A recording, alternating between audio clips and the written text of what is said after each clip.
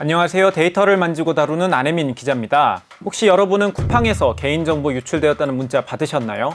저는 받았습니다. 개인정보 유출이 이젠 때마다 돌아오는 뉴스가 될 만큼 잦아진 게 좀 씁쓸하긴 하지만 이번에 유출 규모도 크고 쿠팡의 보안 시스템 자체에 구조적인 취약점이 있었다는 지적까지 나오면서 많은 사람들의 공분을 낳고 있습니다. 다시금 개인정보의 소중함을 느끼면서도 한편으로는 다양한 기기를 통해 수집되는 오늘날의 내 개인 데이터가 AI 학습에 무분별하게 이용되는 것 아닌가 하는 우려가 들기도 합니다. 홈캠이 해킹되어서 영상이 유출되는 사고도 발생하고 있고 CCTV를 통해 군중을 파악하고 분석하는 AI도 이미 있으니까요. 오늘 오그랩에서는 CCTV를 통해 군중을 감시하는 AI 이야기를 해보려고 합니다. 일각에서는 안보 차원에서 군중감시 AI가 필요하다고 주장합니다. 하지만 한편으로는 사실상 감시 국가의 시작이라는 우려도 커지고 있죠. 군중감시 AI가 어느 수준까지 와 있는지, 또 주요 국가들은 얼마나 사용하고 있는지 5가지 그래프를 통해 살펴보도록 하겠습니다.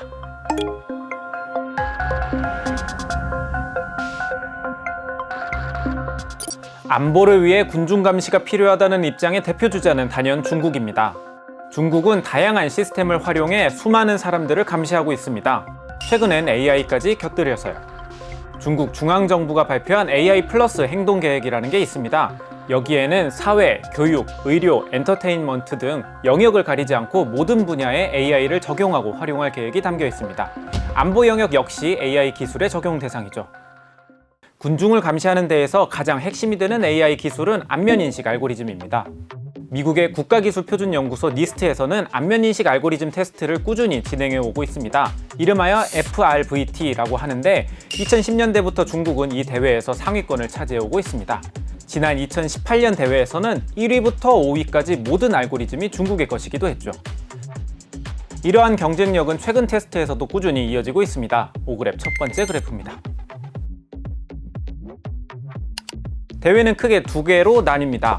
먼저 두 얼굴 이미지가 동일인인지 판단하는 1:1 검증이 있고요.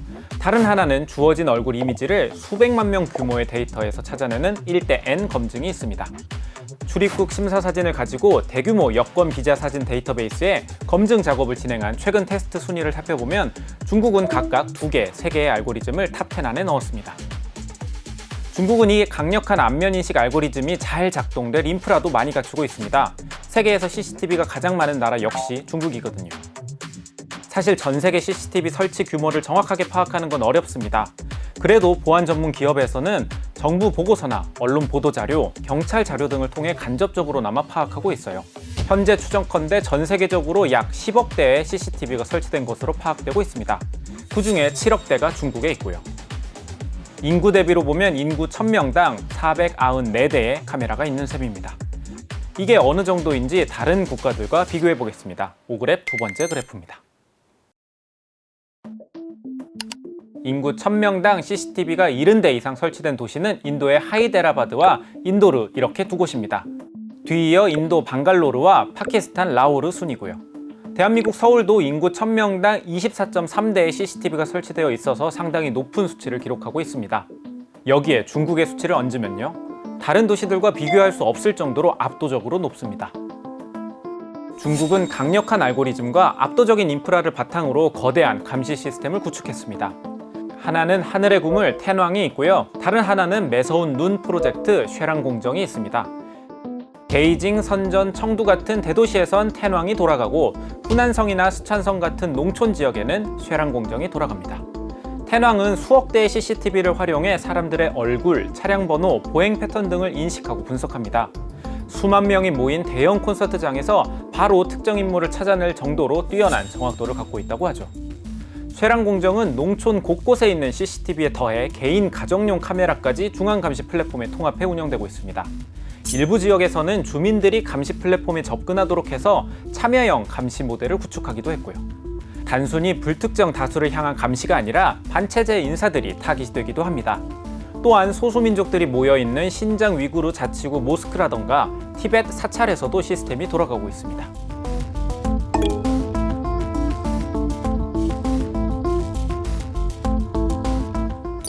중국의 강력한 감시 시스템에는 민간 기업들의 기술, 인프라도 당연히 포함되어 있습니다. 미국은 이들 기업들이 인권 탄압에 관여했다는 이유로 블랙리스트에 올려 규제를 하고 있죠.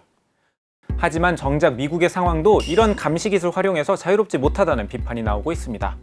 트럼프 대통령이 지난 3월 한 행정명령에 서명을 했습니다. 정보 사일러를 제거해서 낭비와 사기, 남용을 막자는 건데요. 제목 자체는 문제가 없어 보입니다. 부서 간의 칸막이를 없애고 분절되어 있던 정부 데이터를 서로 공유하도록 하는 거니까요. 하지만 당시 문제가 되었던 건 일론 머스크의 정부 효율부 도지 때문이었습니다. 일론 머스크가 다양한 부처의 데이터를 들여다보고 해고의 칼춤을 추는 것 아니냐는 우려가 있었거든요. 지금은 트럼프와 일론 머스크 사이가 소원해지기도 했고 도지도 해체되었습니다. 그러면 뭐 문제될 거 없을 것 같은데 왜 이 행정명령 이야기를 했을까요? 트럼프가 이 행정명령에 사인을 한 이후 주요 부처들이 데이터 분석을 위한 기술적 토대를 마련하기 시작합니다.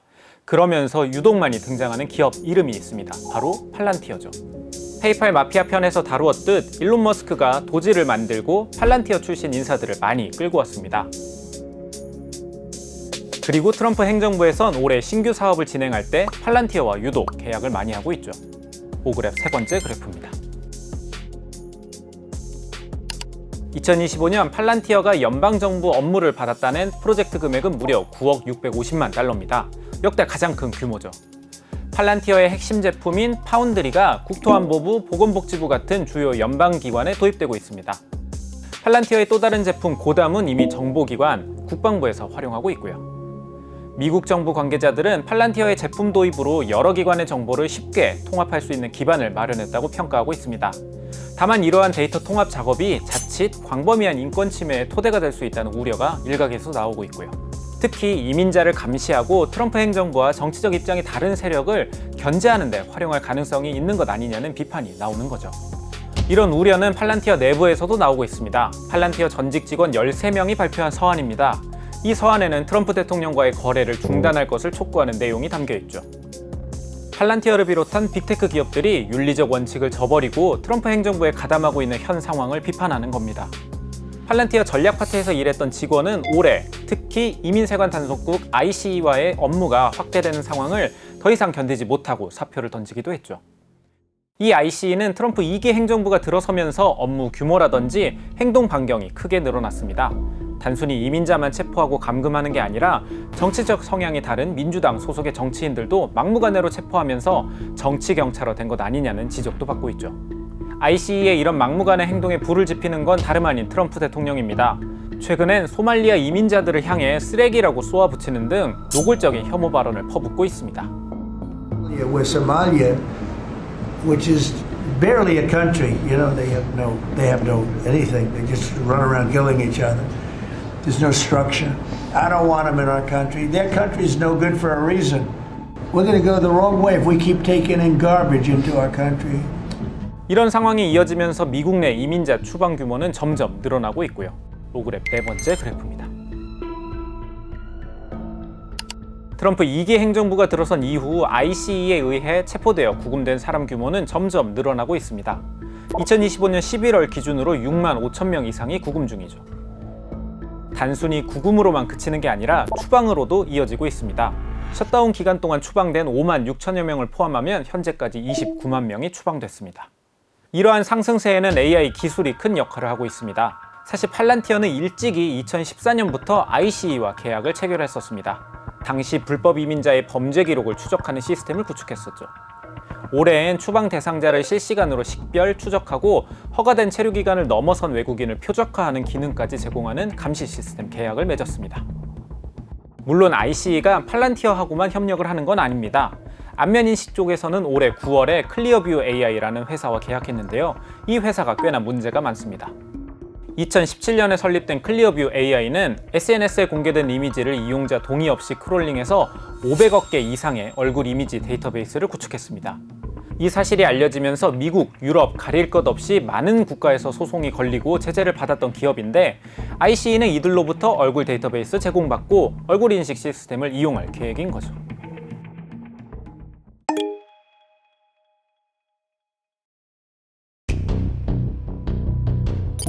이런 일들이 중국과 미국 같은 기술 강대국이나 권위주의 국가에서만 발생할 것 같지만 사실 멀리서 찾을 필요도 없습니다. 왜냐하면 우리나라에서도 군중감시 AI 연구가 진행된 바 있으니까요. 지난 정부 시절 김용현 전 국방장관이 경호처장으로 재직할 당시 진행한 사업이 있습니다. 바로 AI 기반 전 영역 경비안전 기술 개발 사업이었죠. 2024년도부터 5년간 총 예산 240억 원이 투입될 예정이었는데요. 사람들의 생체 신호를 토대로 긴장도를 측정해 위험 인물을 인식하는 시스템을 개발하려고 했습니다. 위험 인물을 AI를 통해 판단하겠다는 사업인데 따로 윤리 검토 없이 사업이 진행됐어요. 지난 10월에 이 사실이 밝혀지자 지금 정부에서는 사업 중단을 위한 절차에 착수했고 현재는 연구가 중단된 상태입니다. 개인의 민감 정보인 생체 정보를 무단으로 수집하고 추적하고 분석하는 AI는 인권을 침해할 소지가 다분합니다. 게다가 여전히 알고리즘이 왜 이런 선택을 했는지 정확히 우리가 해석할 수 없는 상황이기 때문에 AI가 왜 특정인을 위험 인물로 지목했는지 설명하지 못하는 블랙박스 문제도 심각합니다. 그 사이에 학습 데이터에 내재된 인종과 성별에 따른 차별이 AI의 편향을 고착시킬 수 있죠. 하지만 일부 국가에서는 이미 행해지고 있습니다. 단순히 불특정 군중을 상대로 하는 게 아니라 중국에서는 소수민족을 대상으로 또 미국에서는 이민자를 대상으로 표적 추적이 이루어지고 있습니다. 당연히 많은 사람들이 이러한 흐름에 반발하고 있죠. 대표적으로 유럽이 있습니다. AI 발전도 좋은데 조금은 신중히 접근하자는 입장인 EU에서는 AI 법을 통해 AI 기술의 인권 침해를 막고 있습니다. 오그랩 마지막 그래프를 통해 살펴보겠습니다. EU의 AI 법에서는 위험 수준에 따라 총 4가지 레벨로 나누어 규제를 하고 있습니다.